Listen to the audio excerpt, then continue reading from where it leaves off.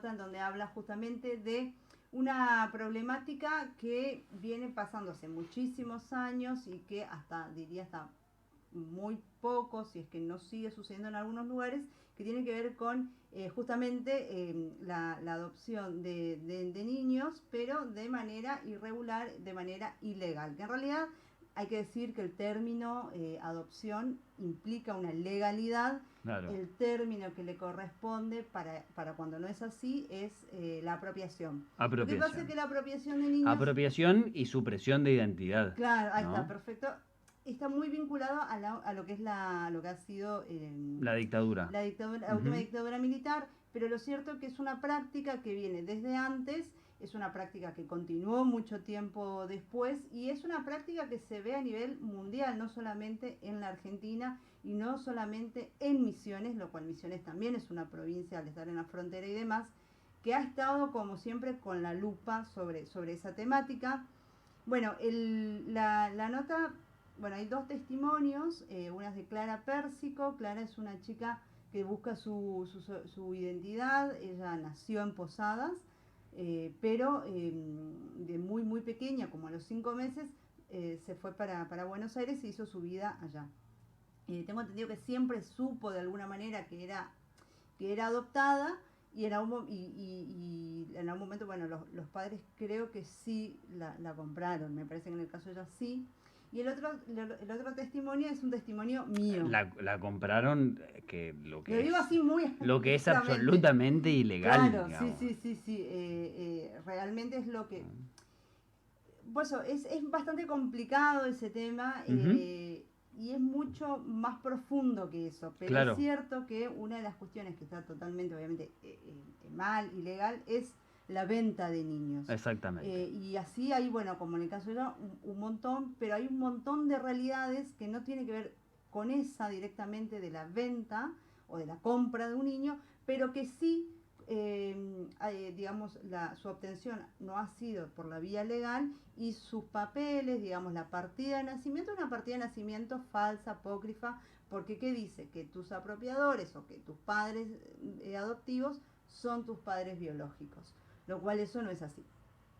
Bueno, el otro testimonio que decía es el mío, es el tuyo. Que en mi caso, mi madre también, digamos, en alguna oportunidad de su vida, casi a los 40 años, sin pareja y demás, quería ser madre. Era una mujer empleada doméstica, no tenía casa propia, como te decía, tampoco tenía una pareja ni nada. Era imposible que ella pudiese adoptar que un a través juez, de las vías le permitiera, legales.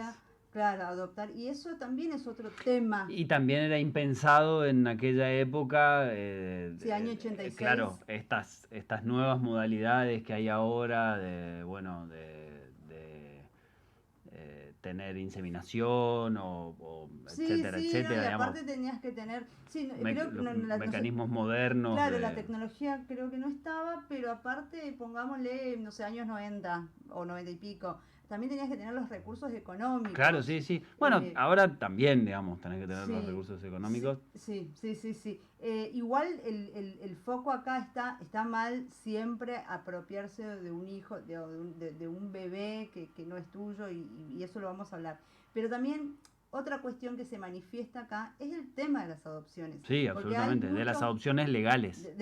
Claro, porque después hay un montón de gente que quiere adoptar por la vía legal y eso también se le ha sido muy difícil, inclusive a matrimonios, unas familias bien constituidas como la ley dicta.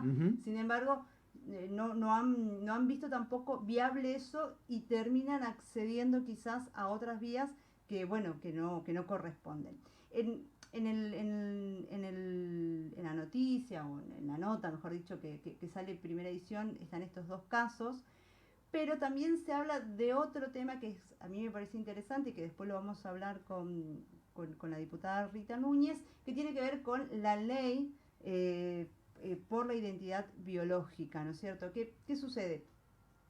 A raíz de toda esta situación, de esta problemática, donde no hay números fehacientes, porque estamos hablando de, obviamente, irregularidades, pero de clandestinidad, digamos. Claro, pero en alguna oportunidad leyendo alguna nota, decía que a él se calculaba que habían 3 millones de personas en Argentina buscando su identidad.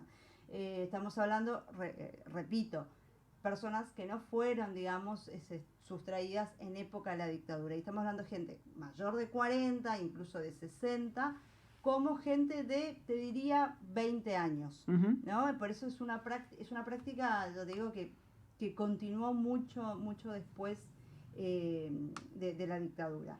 Bueno, y que incluso la provincia de Misiones ha sido muchas veces foco de investigaciones respecto a venta legal de bebés y Sí, es tráfico de personas. Hay una película que se llama Secreto a Voces y es eso básicamente, es como algo que se sabe.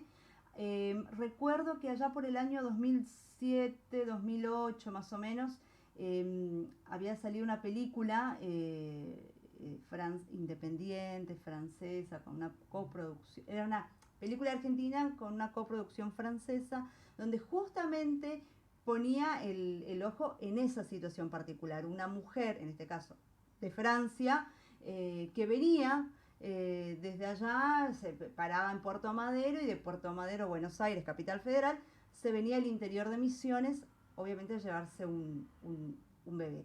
Y acá hay otra arista que me parece interesante que se manifiesta. Estamos hablando en este caso de personas muy vulnerables, ¿no? Chicas por ahí muy chiquitas o mujeres quizás muy humildes, en donde es fácil de manipular, claro, es fácil de convencer. Me acuerdo que hace un tiempo atrás, no sé si se sigue repitiendo esta frase, ¿no? Pero se decía, ¿cómo puede ser que una madre venda a su hijo? ¿Cómo puede ser que una madre se desligue de su hijo? Hoy con toda esta movida que tiene que ver con las voces de las mujeres, del feminismo, el tema de la discusión del aborto, por ejemplo, creo que nos pone en un panorama distinto, ¿no? De lo que implica ser madre, lo que implica ser madre en un contexto de vulnerabilidad. Y quizás, inclusive, habrá muchos casos de mujeres o niñas madres que tampoco tienen como esa capacidad o discernimiento de decidir, sino que alguien decidió por ellas. Sí, también. sin duda, sin duda. Bueno, que es más o menos similar, por supuesto que el tema es amplio y no es que estoy comparando las dos situaciones, pero es más o menos igual cuando uno dice cómo puede ser que la mujer no haya denunciado en su momento, Claro, ¿no? El abuso. sí, Digo, sí, son situaciones extremadamente complejas para la persona que atraviesa ese momento. ¿No? Son situaciones extremadamente difíciles de comprender, más aún cuando estamos hablando de mujeres en situación de vulnerabilidad, con con escasa educación en muchas oportunidades, con escasos recursos económicos. Digo, parece que la situación es mucho más profunda para analizar que simplemente decir cómo puede ser que se desprendan de los hijos. Claro, ¿no? y después está el tema que seguramente cuando hay dinero de por medio, bueno, hay también una red y un tráfico, digamos, ilegal, y ahí están comprometidos también otros actores, como por ejemplo, bueno, el Estado muchas veces, porque tenemos un juez, tenemos un médico, tenemos parteras, digo, ahí es otra arista, por eso quería como, porque siempre que yo hablo de este tema, o las veces que he hablado, que por ahí no fueron muchas, me interesa como decir la complejidad que implica todo esto. Y ese sería, digamos, otro tema también profundo. Y nada, esto también, leyendo por ahí, decían que la venta de niños es uno de los, está como en el top 3 de los delitos a nivel mundial. Por eso decía, no era un tema solamente que pase en Misiones o en la Argentina, sino a nivel mundial. Creo que está junto con la trata de personas que están ahí, cabeza a cabeza. Y por otro lado, bueno, decíamos, estas madres que han sido vulneradas, y después está el caso de que por ahí le pueden haber convencido de alguna manera, además, o muchas veces si son chicas, son los mismos padres que deciden por ellas y terminan o dando, regalando, vendiendo, lo que fuera. También está el caso de mujeres que bueno, que realmente han sido engañadas a la hora de dar a luz. Le han dicho que sus hijos nacieron, por ejemplo, muertos, en algunos casos le han dado cuerpos que no eran los que les correspondían, que justamente vos decías hoy el tema de allá por el año 80 y pico, bueno, justamente en esa época todavía no estaba el tema del ADN, pero tiempo después, con esta tecnología y con esta herramienta, muchas de estas madres que dudaban de que sí, porque la historia es la misma. Venía de un embarazo normal, sin complicaciones, llego al hospital y me dicen que, bueno, de que hay, de repente todo se complica o nace el bebé, no tiene casi posibilidad de verlo y le dicen que falleció, ¿no? O que nació muerto. Entonces, ¿qué sucede luego? En algunos casos le han dado cuerpos y ya con los estudios de ADN sale que, bueno, ahí se dan cuenta de que no era su bebé. Entonces, ahí también nace como todo un grupo de mujeres que buscan, digamos, justamente buscan a sus hijos. Tenés por un lado los hijos que buscan a sus padres o a sus orígenes biológicos y por otro lado estos padres que buscan a sus hijos arrebatados. Y en ese sentido quería decir que hay un grupo bastante grande que se llama Madres por la Verdad, cuya líder, digamos, o la que un poco que encabeza ese movimiento, se encuentra en La Plata, me parece, o Mar del Plata. Estela Mari se llama, no me acuerdo el apellido.